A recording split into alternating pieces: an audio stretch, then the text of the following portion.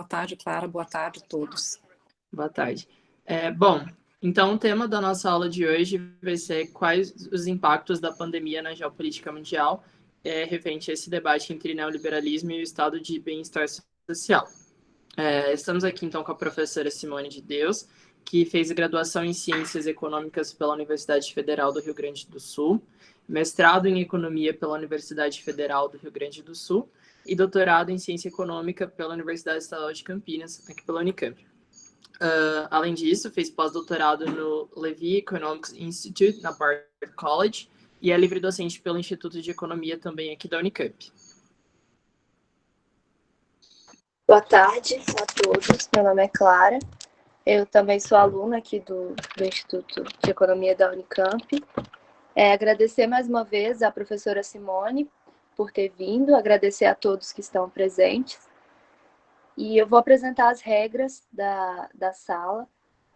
Gostaria de pedir, por favor, a todos que deixem os microfones desligados para evitar qualquer ruído ao longo da exposição. A professora fará uma exposição de 30 minutos, mais ou menos, e após a exposição, eu e o João encaminharemos as perguntas da sala. Serão feitas até 4 rodadas de 3 perguntas cada. Então, por favor, peço que os interessados comentem as perguntas no chat. Eu e o João vamos nos organizar para realizar os questionamentos. Essa conversa está sendo gravada e ela vai ser disponibilizada às 19 horas no canal do Instituto de Economia do YouTube, para quem não conseguir assistir presencialmente, e também no e-mail dos inscritos no projeto. Então, sem mais delongas, eu gostaria de passar a palavra à professora Simone.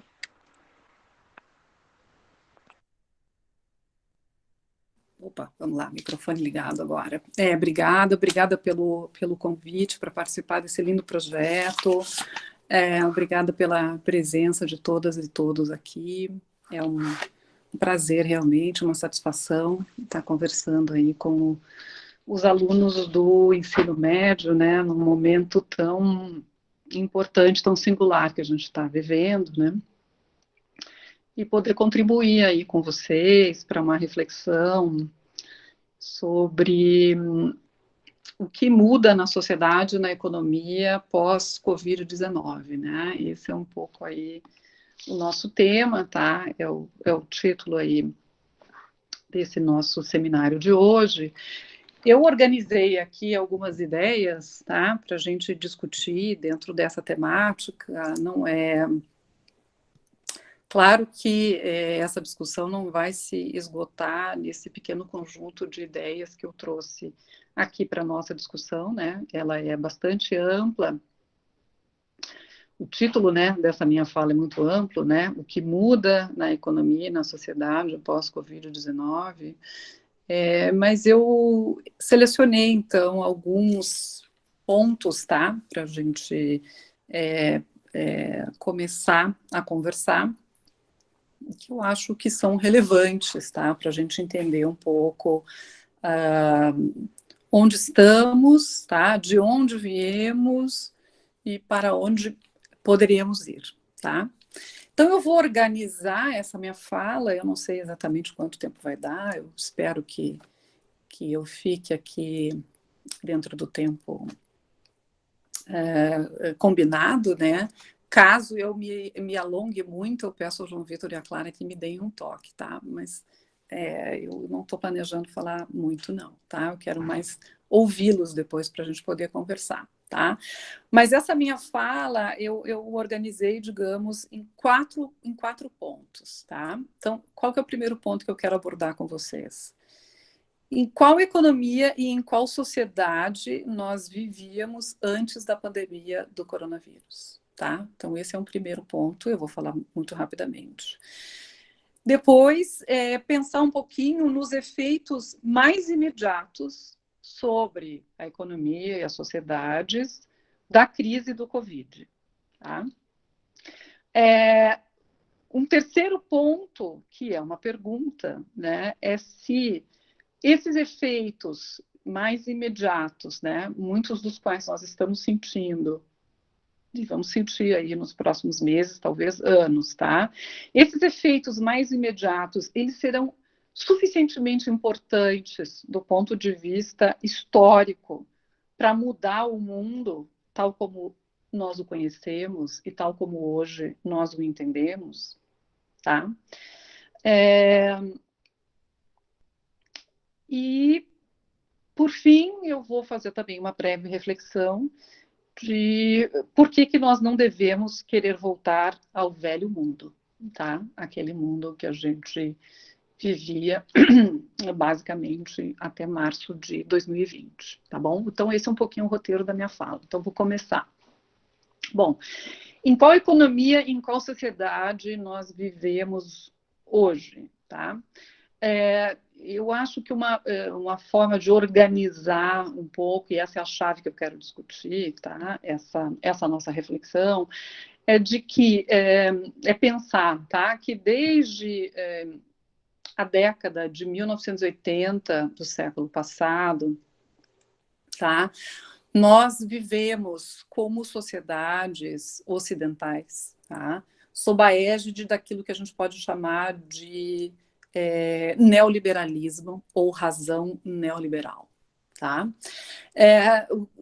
Eu não vou pretender aqui, né, esgotar essa discussão, que é bastante profunda, tá, sobre o que é o neoliberalismo. Eu só vou trazer aqui algumas ideias chaves do que seja o neoliberalismo, tá?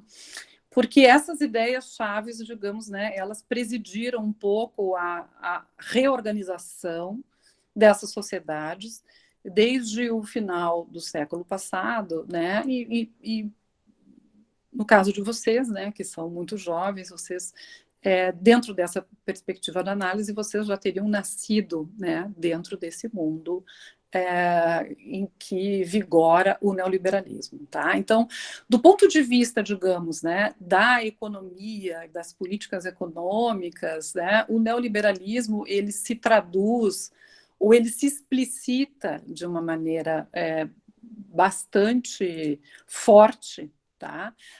Na ideia de que é preciso sempre reduzir a participação do Estado na economia, tá?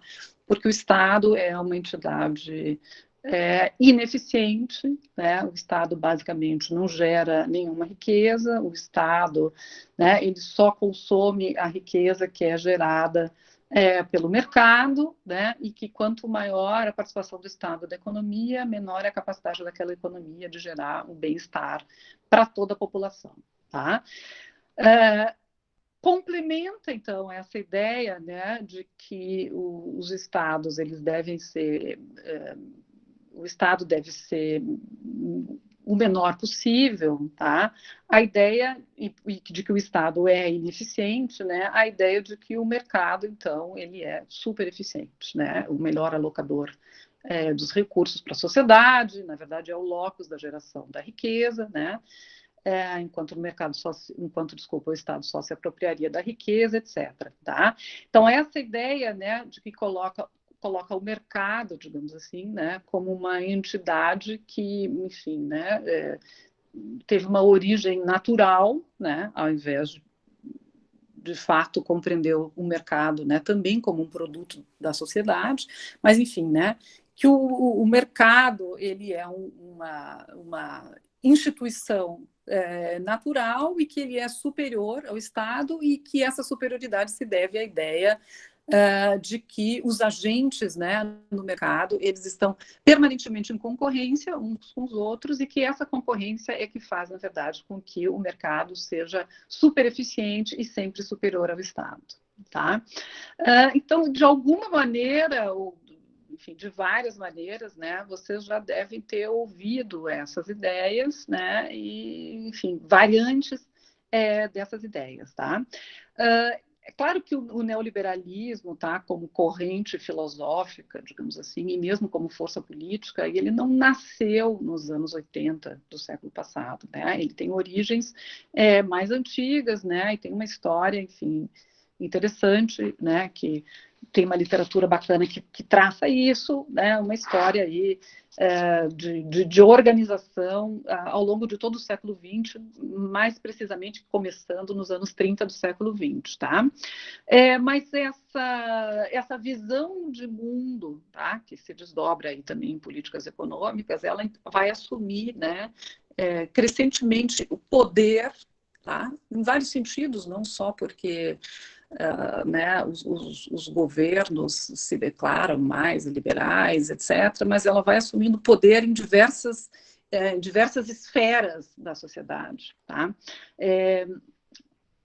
Mais fortemente a partir dos anos 80 do século passado, tá? Mas o que eu quero chamar a atenção aqui é que o neoliberalismo, então, ele não é apenas um receituário de política econômica. Tá? O neoliberalismo, na verdade, né, essa ideia é uma ideia que aparece nos autores franceses, né, o Pierre Dadout e o Christian Laval, né, que, por sua vez, tem lá as suas próprias raízes, né?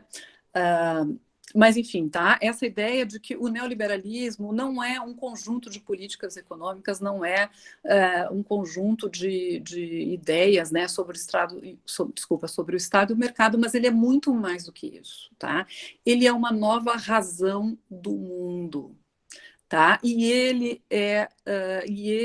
produziu novos sujeitos, novas pessoas, né? As pessoas, elas foram sendo educadas, né, inoculadas dessas ideias de uma forma inconsciente, né? Por quê?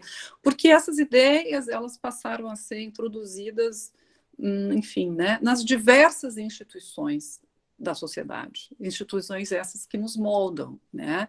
Então, essa ideia de que, enfim, né, nós devemos nos colocar em permanente competição uns com os outros, né?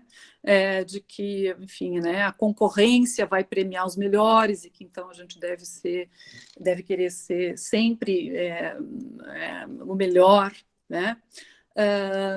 Essas ideias, então, elas foram se, né, deitando raízes profundamente nas sociedades, né, enfim, nas escolas, na imprensa, nas redes sociais, né, com uma pulverização aí né, enfim, sites e outros que tais, tá, que vão, na verdade, inoculando isso, né, e passam a constituir, então, uma nova subjetividade, se vocês quiserem, um novo homem, tá? Então, quando a gente compreende isso, né, se essa história, enfim, faz sentido para vocês, eu acho que para mim, ela faz muito sentido, né? Fica bastante também claro, tá?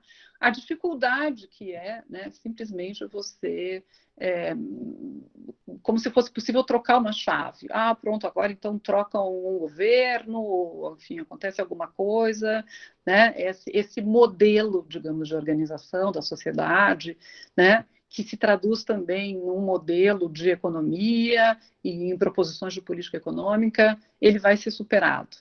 Não é tão simples assim, né? Porque essas raízes, elas são profundas e elas foram tramadas, né, de forma a, enfim, né, sustentar uma determinada sociedade, né, e sustentar, enfim, um conjunto de relações, tá? Bom, do ponto de vista da economia mais estrito sensu, né, se eu olhar o que aconteceu nessas sociedades, tá? Claro, né, com algumas exceções, nuances, etc. Depois, se for o caso, a gente discute, tá? Mas como uma fotografia maior. Nesse período, né, dos anos 80, vou fazer um corte aqui, né, dos anos 80 do século passado até a crise de 2008, tá? A gente vai ver que, se eu comparar com o período anterior, né, que é o período do pós-Segunda Guerra, até o final dos anos 70, a gente vai ver que o que a gente vê em geral no mundo ocidental, tá, são economias que cresceram menos, então taxas de crescimento relativamente inferiores, né, àquelas do período anterior. Tá? Uma outra coisa importante, desigualdade crescente, tá? Desigualdade de renda crescente nessas sociedades, tá? E também muitas crises, né, que aconteceram nessas economias, tanto centrais quanto periféricas, tá? Ou seja, a gente pode dizer, muita instabilidade também aconteceu, né? Nós vivemos aqui, Brasil, enfim, né, crise dos anos 80, você talvez já tenha ouvido falar, né? Uma crise externa, depois a crise de 99, né? Que, enfim, pôs fim ao nosso regime de câmbio fixo, tá? Outras economias periféricas viveram crises importantes, né, ao longo dos anos 90, México, Rússia, crise dos países asiáticos, né, no final dos 90, etc.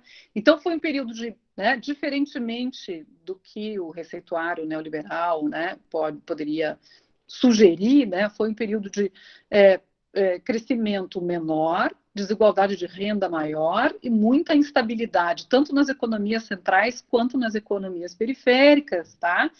E, de alguma maneira, isso, enfim, né, tem um desfecho, né, ou um primeiro momento de desfecho numa crise que você já deve ter ouvido falar, tá? Que foi a mais importante crise econômica, né, que nós vivemos aqui antes da que está acontecendo agora, né, e são crises com características diferentes, mas, enfim, estou me referindo aqui à crise de 2008, tá? A crise de 2007, 2008, alguns gostam de chamar, né, da crise do mercado subprime, né, se referindo aí ao nome em inglês, tá?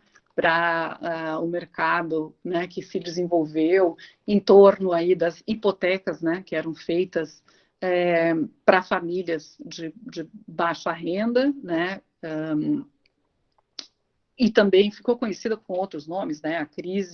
A grande crise financeira global, enfim, tá? Mas a crise de 2008 é uma crise diferente daquela crise que nós estamos vivendo agora, porque ela foi uma crise, né, que nasceu de dentro da economia. Tá? Diferentemente do que está acontecendo agora, eu vou detalhar um pouco mais, né?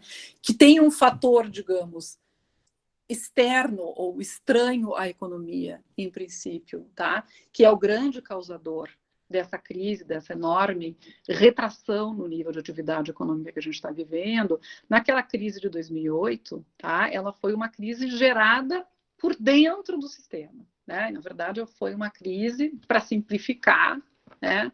Uma crise gerada pelo excesso, né, de crédito que foi alcançado, digamos, tá, para famílias, né, de baixa renda que não poderiam, né, ter tomado aqueles recursos, mas por uma série de elementos presentes naquela economia e na sociedade, né, como, por exemplo, o crescente empobrecimento das famílias de classe média e classe baixa, né? E como, por exemplo, a crescente liberalização das finanças, tá? Levou a uma crise como aquela crise de 2008. Tá? A crise de 2008, né? Na época, vocês aí eram todos crianças, né? Eu já era uma economista e professora de economia, né? Levou muitos a se questionarem se haveria uma mudança, então, né, naquele padrão que a gente vivia, né, naquela sociedade que a gente vivia, tá? Na forma de organização dessa economia, né? Enfim, seria uma crise maiúscula, tá? No sentido de produzir rupturas importantes na sociedade, na forma de organização da sociedade, na forma de organização da economia depois dela. Tá? A resposta provisória que eu daria para essa pergunta, né, é de que não, tá? Aquela crise em si transformou muito pouco a nossa a organização das nossas economias e da nossa sociedade, tá? Houve ali um conjunto de intervenções feitas, né, pelas autoridades nos países centrais, então algumas vezes nas economias periféricas, tá? Que também foi possível de ser feita após aprendizados, né, que foram feitos ao longo do século XX. Então houve ali um conjunto de intervenções que, na verdade, mitigou aquilo que poderiam ter sido efeitos ainda mais danosos daquela crise, em termos de contração do nível de atividade e tal, mas né, não houve ali uma ruptura profunda, tá? Inclusive pelas políticas que foram adotadas. Tá? Então, a gente poderia dizer, né, num primeiro momento, que aquela crise, tá? Aquela crise e tudo que a cercou, ela não teve um potencial de transformação ou de ruptura, tá, desse modelo que eu estou chamando aqui, né, de neoliberal que a gente está vivendo. Tá? Bom, se não foi isso, né, o que a gente vê do ponto de vista da economia e dos dados é que aquele momento, né, 2008, 2009, teve contrações aí para algumas economias importantes, né, 4%, 5%, né, 7%, mas esses números, né, eles foram revertidos gradativamente. Essa crise provocou algumas crises, tá, com efeitos colaterais importantes, né? Crise na Europa, que na verdade, enfim, tensionou a própria existência da União Europeia, né, que é um assunto que eu não sei se vocês acompanham, mas que continua, digamos assim, repercutindo até os dias de hoje. Tá?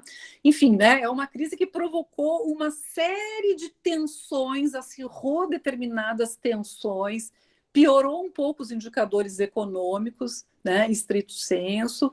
Né? Nesse período, então, as taxas de crescimento, se você for colocar como média, né, elas foram ainda menores. Tá? Esse período continuou aprofundando desigualdades, continuou aprofundando, então, essa questão, né, de cada vez uma parcela menor dessa sociedade, né, os 10% mais ricos vão detendo uma parcela cada vez maior da renda, tá? Mas basicamente a gente continuou, né, no mesmo modelo, já um modelo agonizante, talvez, né? Essa é uma possibilidade, tá? O que eu estou deixando de fora aqui, né, é que, enfim, uma notável exceção a isso que aconteceu foi a China, né? Enfim, que tem o seu próprio modelo, né, que se organiza aí de uma forma distinta, né, que tem uma enorme participação do Estado, né, na economia, na sociedade, em todas as esferas, e que, sim, né, teve taxas de crescimento excepcionais, não só nos últimos 10 anos, mas, enfim, né, nos últimos 30, 40 anos, se a gente quiser. Tá? Mas, enfim, veio a crise de 2008, né, ela tensionou alguns pontos do sistema, mas ela não provocou uma ruptura. Pronto, agora estamos aqui em 2020 e estamos no meio, né, de uma pandemia, e estamos no meio, né, da crise do Covid-19, né? Alguns chamam de coronacrise. Tá? Bom, essa crise, né, do ponto de vista econômico, ela é uma crise bem peculiar, tá? E diferente, por exemplo, da crise de 2008, né, sobre a qual eu fiz uma menção há pouco tempo. Tá? Por quê? Porque a crise de 2008, né, ela é uma crise que foi produzida por dentro das engrenagens do sistema econômico, né? Se vocês quiserem, foi uma crise, né, em que houve uma expansão de crédito aí ao longo de alguns anos, tá? E gerou aí, né, enfim, desequilíbrios nos balanço dos agentes, no sistema financeiro, etc. Esse é um tipo de crise. Mas a crise que a gente está vivendo agora, né, é uma crise causada, né, por um vírus de alta transmissibilidade, tá? De letalidade não desprezível, que se espalhou pelo mundo e que, né, enquanto não há medicamentos suficientemente potentes, tá, para tratar com a doença, e enquanto não há uma vacina, né, os países são obrigados, e as pessoas, né, são obrigadas a ficarem em isolamento social, tá, para que a taxa de contaminação e, enfim, né, a taxa de letalidade não explodam para além do que já aconteceu, que já é uma tragédia, tá?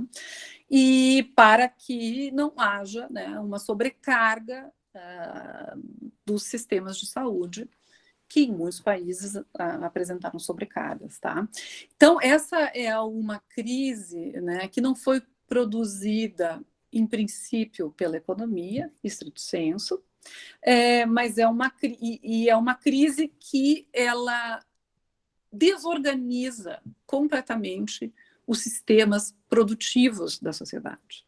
Por quê? Pela impossibilidade que as pessoas têm, muitas pessoas têm, né, de continuar as suas atividades da mesma forma que faziam antes. Algumas pessoas conseguiram substitutos interessantes, né, para desempenhar suas atividades, mas muitas atividades tiveram que ser interrompidas, muitas pessoas tiveram que parar de trabalhar, né?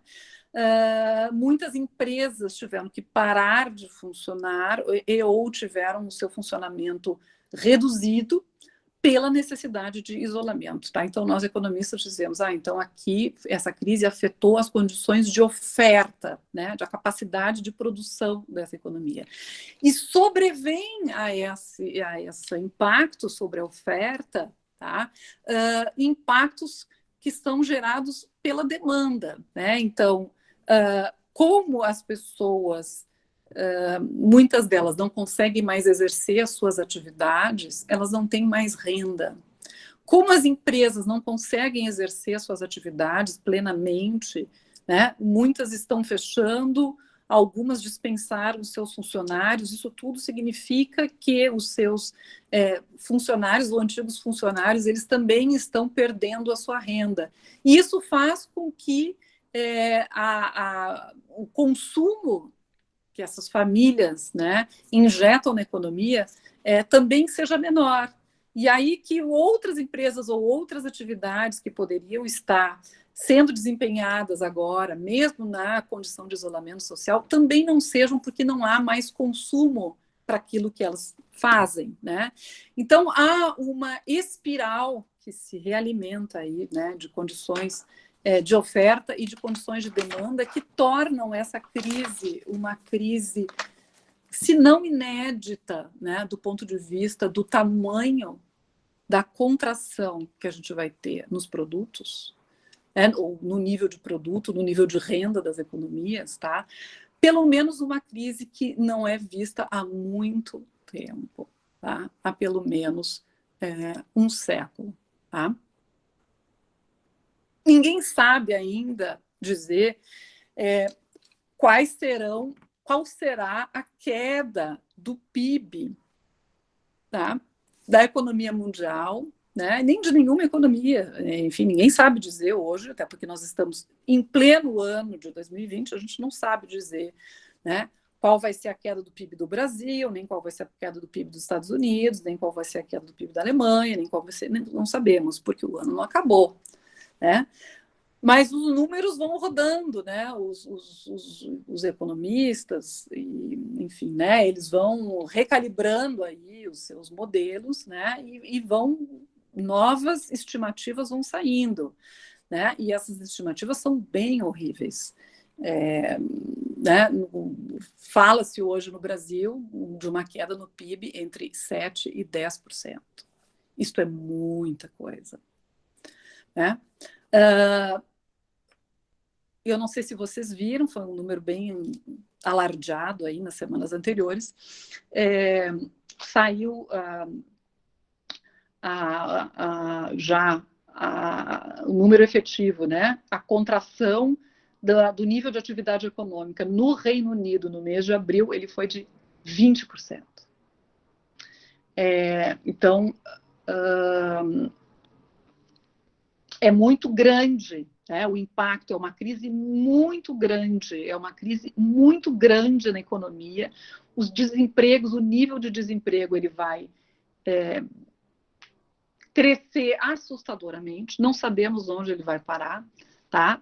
20%, muito mais, 30%, 50%, vai depender, tudo isso vai depender também, né, das respostas em termos de política que os diferentes países estão fazendo diante da crise, tá?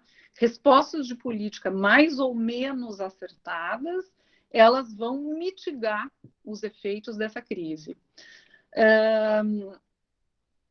Agora, nós também não sabemos se não haverá, né, uma segunda onda do Covid. Não sabemos, não temos como saber. Talvez os estudiosos, né, certamente os estudiosos, os epidemiologistas, infectologistas, etc., né, tem lá as suas melhores hipóteses sobre isso, mas a possibilidade de uma segunda onda, ela torna ainda esse universo mais sombrio, tá? Mas de toda forma, a contração do PIB no ano de 2020 vai ser muito alta, né? E poderá continuar a ser muito alta em 2021, a depender, então, da questão da vacina e da disponibilidade dessa em todo o mundo. Então, queda do PIB enorme, tá?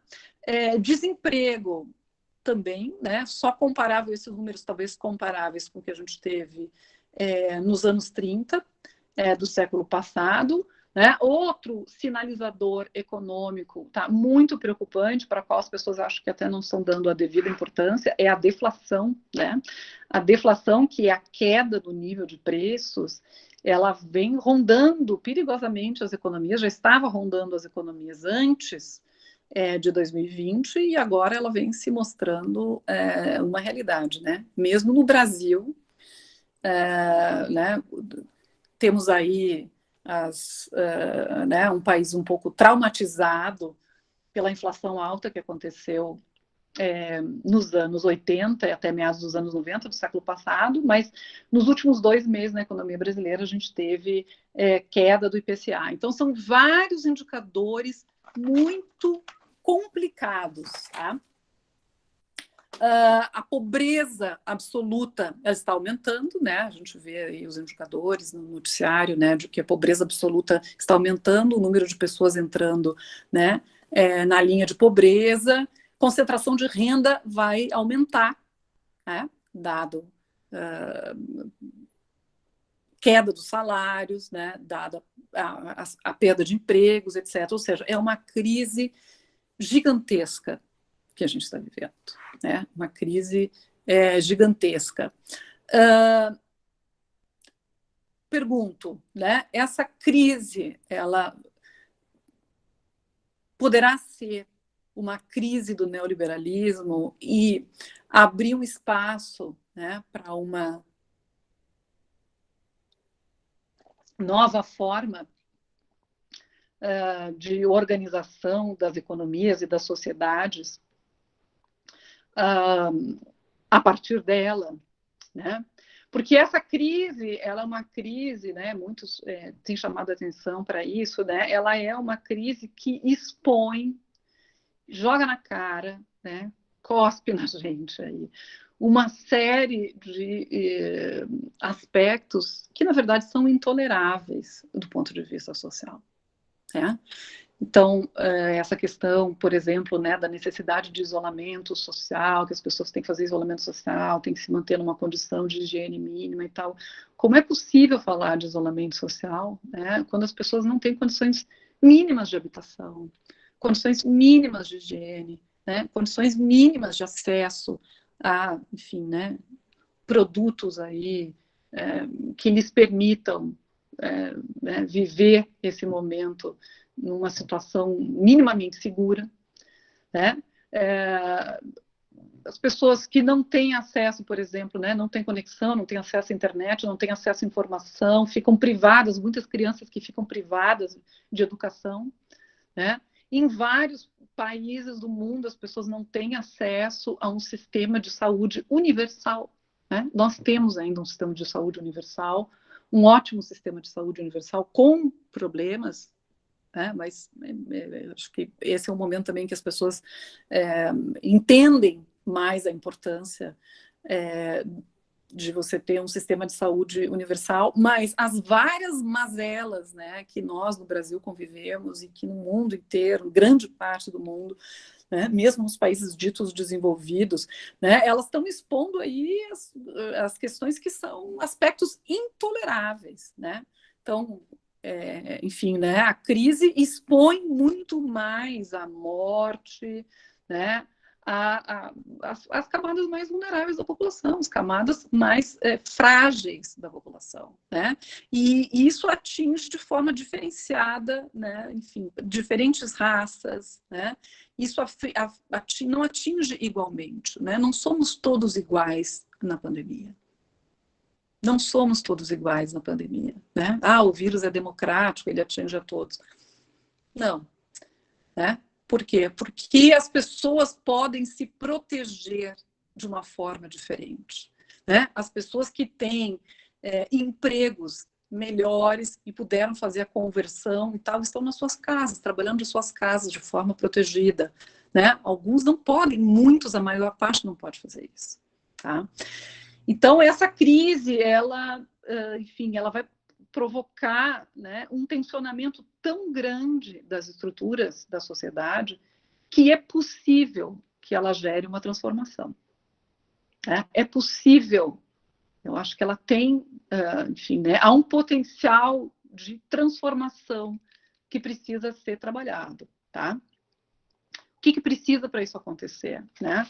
Nós precisamos de novas ideias, nós precisamos de novos valores sociais compartilhados, né? Que não sejam esses valores da concorrência e da guerra de todos contra todos, tá? E nós precisamos também de novos projetos. Precisamos de projetos para reerguer essas economias e essas sociedades que sejam diferentes dos projetos que nós tínhamos até hoje, né? Precisamos de projeto que levem ao crescimento, no caso dos países que precisam crescer, né? Que levem ao crescimento sustentável, né? Que considere as questões do meio ambiente, que seja um crescimento inclusivo, né? Um crescimento para todos e, sobretudo, para aquelas camadas da população que têm menos, um crescimento atento à questão da saúde, né? Um crescimento atento às minorias. Nada menos do que isso, né? Deve ser aceito, né? A gente, agora eu encerro a minha fala, a gente não deve voltar e não deve querer voltar para um velho normal, né? A gente tem que criar, a partir daqui, uma nova sociedade, uma nova e melhor sociedade. Era essa a minha fala inicial. Obrigada. Muito obrigado, professora. Bom, agora então a gente dá início aí aos blocos de perguntas. A primeira pergunta é da Ildete. Ela fala assim: boa tarde, professora. Na parte inicial da sua exposição, você comentou sobre as raízes profundas do neoliberalismo e sua participação na produção da subjetividade humana. Se você poderia comentar um pouco mais sobre isso.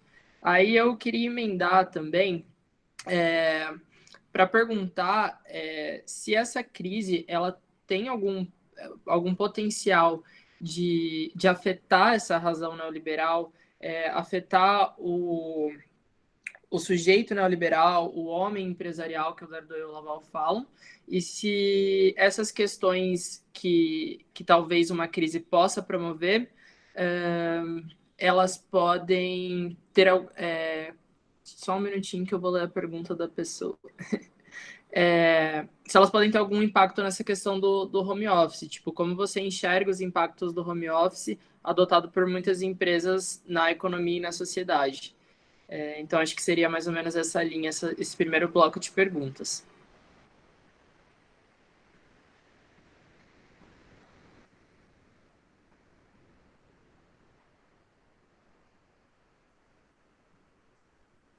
Acho que o microfone está desligado, professora. Acho que ligou agora, né? Tá. Então, essa questão é uma questão super importante, né? Neoliberalismo e subjetividade humana, né?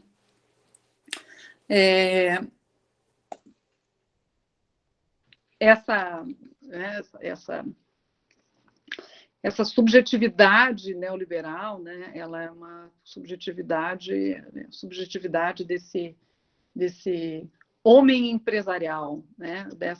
Acho que alguém mencionou, você mencionou, né, João, na pergunta, né? Do homem empresarial, né? Todos passaram a se ver, né, não como, digamos, pessoas multifacetadas, mas como unidades econômicas, né, buscando a maximização da satisfação, né? Os economistas, inclusive, moldaram os agentes econômicos, né? O homos econômicos, como a gente fala, né? O homos econômicos é um homem, né? Que maximiza a sua satisfação, tá? O neoliberalismo, esse sujeito neoliberal, né, ele levou isso à sua máxima potência, incentivando essa ideia não só da sua máxima satisfação, mas de que a sua máxima satisfação inclui, na verdade, sempre melhor do que o outro, né? Sempre em concorrência com o outro, tá? É uma lógica de concorrência incessante, né? É a concorrência incessante que, como filosofia para a sociedade, né, produziria o sistema mais eficiente possível, né, e que, portanto, os sujeitos deveriam incorporar, né, essa lógica de concorrência incessante, porque, né, o resultado agregado seria o da melhor sociedade possível, né? E portanto, a sociedade, no fundo, ela não é uma... O homem não é um ser social nesse sentido, né? Ele seria, na verdade, a sociedade seria composta de um conjunto de indivíduos que maximizam o tempo todo e que estão em concorrência uns com os outros o tempo todo, tá? Alguns analistas chamam atenção para o fato de que essa crise, né, teria mostrado a necessidade de cooperação entre as pessoas, tá? E que, nesse sentido, ela poderia afetar a razão neoliberal. Eu deixaria uma porta aberta, tá, para essa hipótese, tá?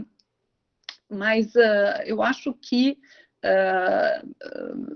talvez, né, o fracasso de muitos homens empresariais, o fracasso de uma série de empreendedorismos individuais em função da crise, né, pode levar a uma compreensão mais disseminada de que o problema não é, né, do indivíduo, o fracasso não é do indivíduo, mas é da sociedade. Né? Então, se você, dentro da lógica neoliberal, né, se você não conseguiu o seu lugar ao sol, com protetor solar, né, um super guarda-sol, numa praia da moda e tal, culpa é sua. Né? Você que não fez bem o seu dever de casa. Tá? Mas talvez, infelizmente, seja preciso uma crise de grandes proporções para as pessoas poderem entender que não é uma questão de você fazer o seu dever de casa, né? É uma questão de organização da sociedade, tá? Então, talvez a crise, pelo seu tamanho, pelo seu impacto, né, pelo nível de desorganização que ela vai impor à vida da maior parte das pessoas nas sociedades, ela tenha um potencial de transformação da razão neoliberal, sem o qual não será possível, de fato, sem a qual não será possível, de fato, a gente construir um novo modelo de sociedade. Muito obrigada, Samuel. Toda vez eu tendo problema com eco. Enfim. Próximo bloco de perguntas, então.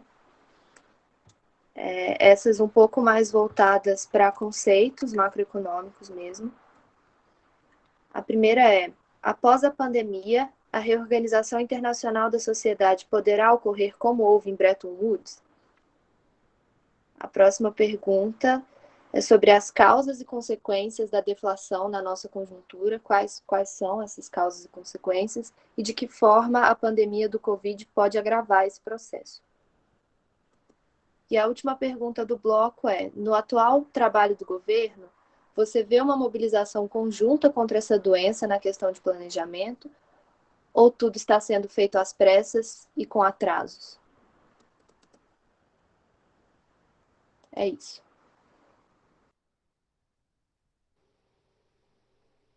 Agora, acho que eu consegui ligar o meu, né? Então, a primeira pergunta é se após a pandemia algo como Bretton Woods pode ocorrer novamente, tá? A segunda é causas e consequências da deflação sobre a economia, né? E a terceira, claro, eu não consegui anotar aqui, você poderia repetir para mim, por favor?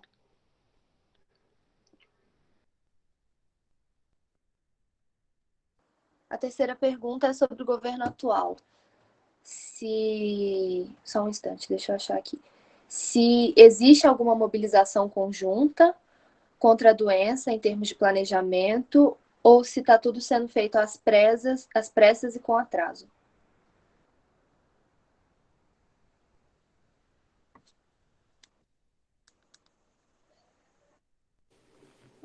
Tá, então vamos lá.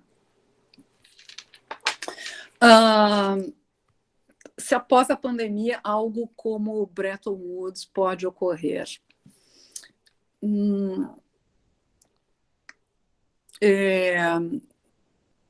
Eu quero crer que sim, tá?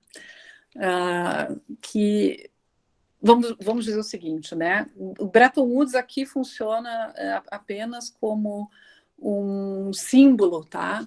De uma cooperação internacional, tá? Então, eu acho que a gente poderia reformular essa pergunta, né? Se você me permite, quem fez a pergunta, no seguinte sentido, né? É possível que haja um novo arranjo de cooperação internacional após a pandemia, tá? Que seja mais inclusivo, tá? Que seja mais inclusivo do ponto de vista internacional, que reduza, digamos, né, os excessos da globalização, que reduza os excessos da liberalização financeira, que volte a regular os fluxos de capitais, que ponha um certo ordenamento, né, nas relações de comércio internacional. É possível que isso aconteça.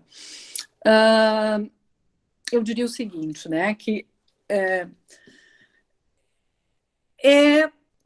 é possível que isso aconteça, tá? Ainda que no momento que nós estamos vivendo agora, tá, nós temos problemas de lideranças internacionais qualificadas para que isso aconteça, tá? Então, é preciso que, né, as lideranças internacionais elas entendam o tamanho e a gravidade daquilo que está acontecendo, né? E eu chamo atenção especialmente para as lideranças internacionais dos países mais fortes, né, do ponto de vista da geopolítica internacional, tá?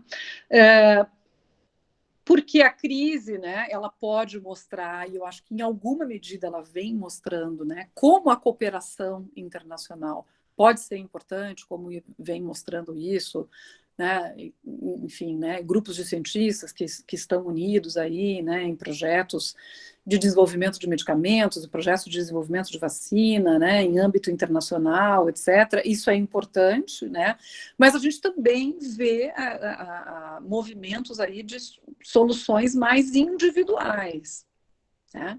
Enfim, aumento de xenofobia em alguns casos, né? Tensões crescentes entre Estados Unidos e China, tá? Então, há movimentos aí contraditórios, tá? Então, uma saída poderia ser, digamos, né, saídas individuais, aprofundando nacionalismos, xenofobia, etc., e uma saída mais desejável e para a qual, né, é necessário um conjunto de lideranças à altura do desafio que a gente está vivendo, né, poderia produzir, sim, uma reorganização do sistema internacional. Tá? Como eu disse, eu acho que ainda, né, no quadro que a gente tem hoje, acho que há um déficit de lideranças à altura do desafio, mas isso, enfim, né, os meses vão passando, as novas eleições estão aí, etc. As sociedades vão se manifestando, né? A gente tem visto aí muita tensão social em vários lugares do mundo, né, que está se manifestando sob a forma, né, de grandes movimentos, inclusive de rua, num momento como esse, né? A luta aí antirracista no mundo inteiro, tá? E no caso do Brasil, né, uma luta que se mistura com a defesa da democracia, né? Ela tem mostrado que as sociedades estão vivas, né? Estão vivas, apesar desse momento particular que a gente está vivendo, né? E isso está indicando aí, né, que movimentações políticas vão acontecendo e imagino que possam acontecer, tá? No sentido de patrocinar, né, ou de viabilizar, digamos, uma reorganização das regras do jogo em nível internacional. Tá? Causas e consequências, né, da deflação sobre a economia. Bom, causas da deflação. Tá? A gente já vinha, né, numa inflação bastante baixa, né, digamos, gravitando em torno aí da meta de 4%, né, um pouquinho maior, etc. Mas o momento é um momento deflacionário porque ele é um momento de queda abrupta da demanda. Tá? Então, um momento de queda abrupta da demanda, né, o que se espera é que os preços caiam. Tá?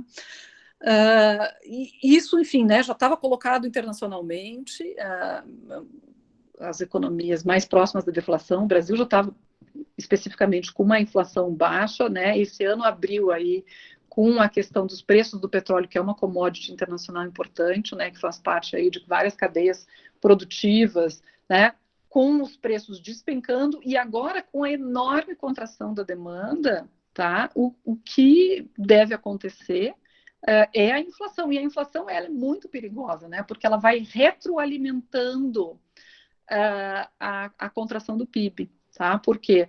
Porque a expectativa, né, de que, enfim, né, você como um comprador, né, a expectativa de comprar hoje ou adiar a tua compra para o período seguinte, que vai ter aquele produto vai estar com preço menor, você vai adiar a sua compra, tá? Do ponto de vista dos vendedores, aquilo é péssimo, né? Porque as vendas já estão fracas e elas vão diminuir ainda mais. E a expectativa desse vendedor é de que a receita dele vai cair ainda mais, tá? Porque o preço do produto está caindo. Então, a inflação, ela gera, né, uma série de efeitos contracionistas sobre a economia e ela deve ser combatida muito fortemente, tá?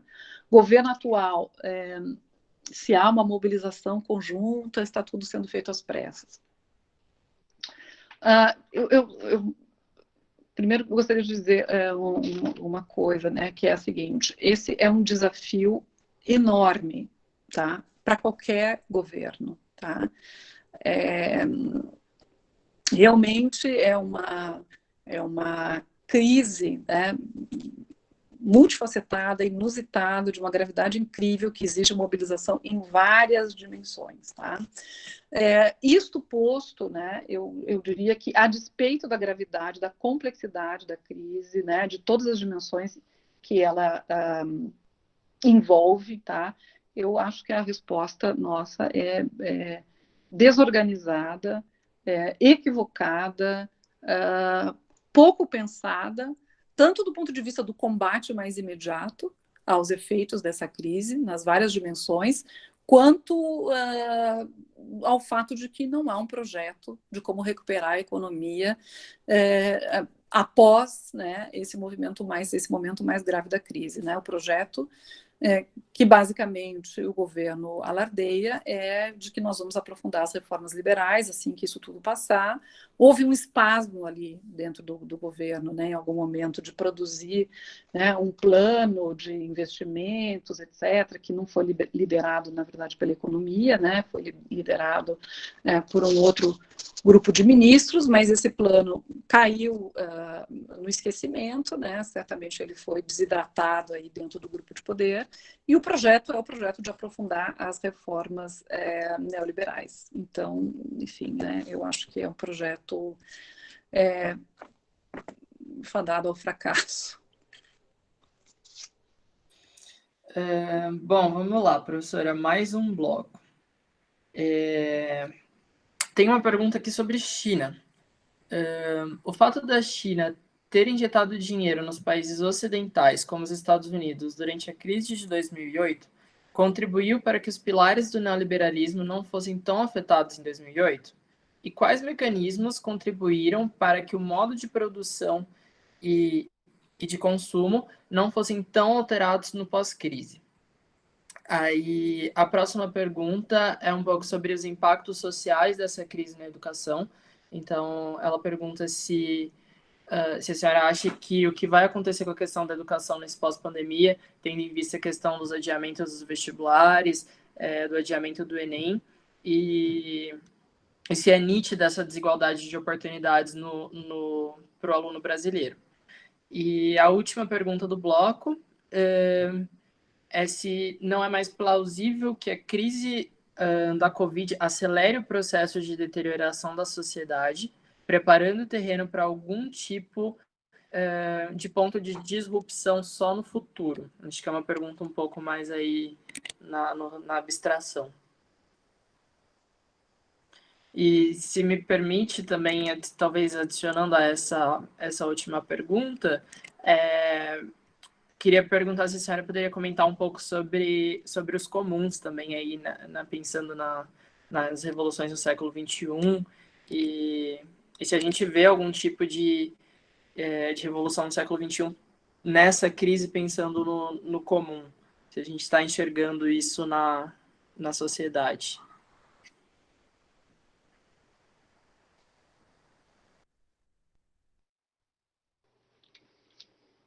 Vamos lá. São perguntas bem diferentes, né? A primeira pergunta, eu não sei se eu capturei em todos os aspectos, tá? Mas é uma pergunta sobre China, né? Se a própria atuação da China, depois da crise de 2008, né, fazendo investimentos nos Estados Unidos e em outros países, não contribuiu para mitigar os efeitos da crise de 2008. Eu diria que sim, tá? Se a pergunta, eu acho que o aspecto principal da pergunta era esse. Se tiver algum outro aspecto, vocês me complementem depois, tá? Mas eu diria que sim, né? Todo movimento de crescimento muito grande da China, né? Crescimento, taxa de crescimento aí 8%, 10%, né? Agora, quando estava uma perspectiva de queda e tal, estava em 6%, isso antes do Covid, tá? Mas todo o crescimento da China, né, a China crescendo enquanto as outras economias encolhiam ou cresciam um pouco, ela era um fator de ajuda para as outras economias, tá? Do ponto de vista macroeconômico, a gente pode dizer. Tá? Ela ajudou, por quê? Porque a China crescendo, por exemplo, o que aconteceu em relação ao Brasil, né? Compra de commodities do Brasil, né? Por quê? Porque a China precisa de aço, porque a China precisa de alimentos, etc. Né? Então, isso injeta demanda na economia brasileira, tá? E assim no resto do mundo também e nos Estados Unidos.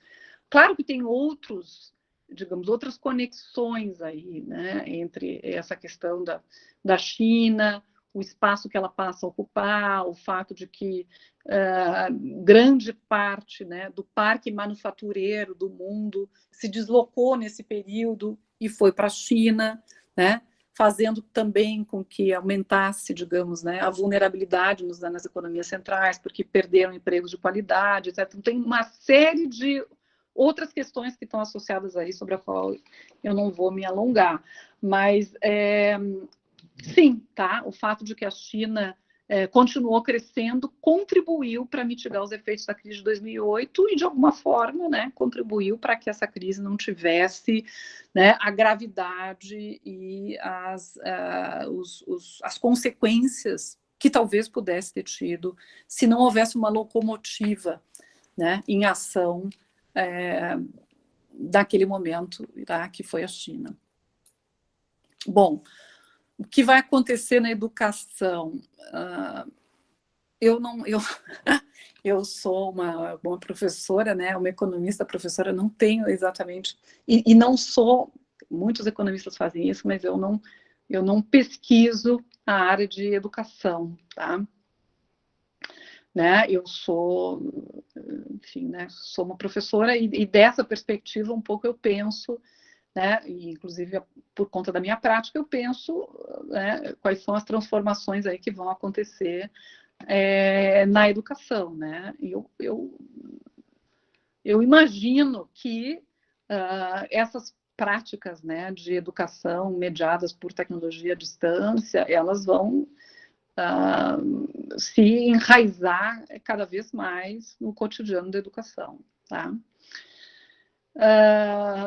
Isso vai ser bom ou ruim? Depende, né? Depende, enfim, de como que elas serão apropriadas, né? Se elas forem apropriadas pura e simplesmente para reduzir os custos, né, que as escolas ou os sistemas educacionais têm com os professores, isso vai ser lamentável, né? Vai ser lamentável. Agora, se elas forem incorporadas, tá, no sentido de melhorar a qualidade da educação, sim, torná-la mais eficiente, mas torná-la uma educação de mais qualidade, né, onde, enfim, você, na verdade, coloca mais ferramentas à disposição dos professores e dos alunos para melhorar a qualidade de ensino, aí, né, a gente vai ter, enfim, né, desdobramentos positivos. Isso vai depender de qual sociedade, que tipo de sociedade que vai absorver essas transformações, tá? É nítida a desigualdade de oportunidades no Brasil? Sim, é muito nítida, né, gente? É muito nítida. A gente vê, enfim, né, isso que está acontecendo com o sistema público de ensino, muitas crianças, né? E muitos professores também que não têm acesso a computadores, que não têm acesso à rede, né, que basicamente estão paralisados, né, alguns tendo acesso a conteúdos didáticos pela televisão, mas sem nenhuma possibilidade de interação, então, enfim, né, aluno não é um espectador, aluno é um participante do processo, né, então, realmente, expõe muito as desigualdades de oportunidades, né, no Brasil e deveria ser objeto da preocupação primeira, né, daqueles que estão a cargo da educação nesse país, tá? Eu acho que tem uma outra pergunta, se eu capturei aqui o ponto central, é se o ponto de disrupção a partir dessa crise é agora ou no futuro.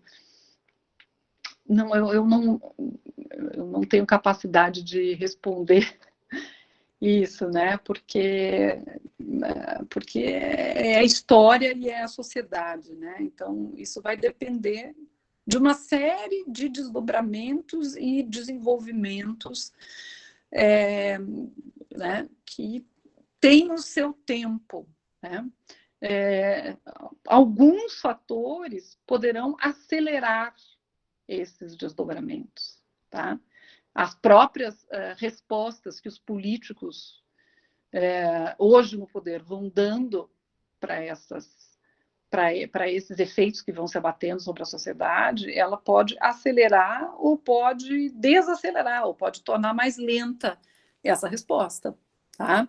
Então, enfim, ela é potencialmente disruptiva, tá? Agora, a velocidade em que isso vai acontecer, nós não sabemos, né? Vai depender aí de uma série de fatores, inclusive, como eu falei, né, Bom, eu também mencionei isso, de que a gente pode ter um processo disruptivo que seja, digamos, de regressão social.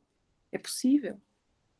Infelizmente é possível, a gente não pode desconsiderar. Ou seja, né, que a crise seja de tamanho tal, de impacto tal, né, e que ela não seja, digamos,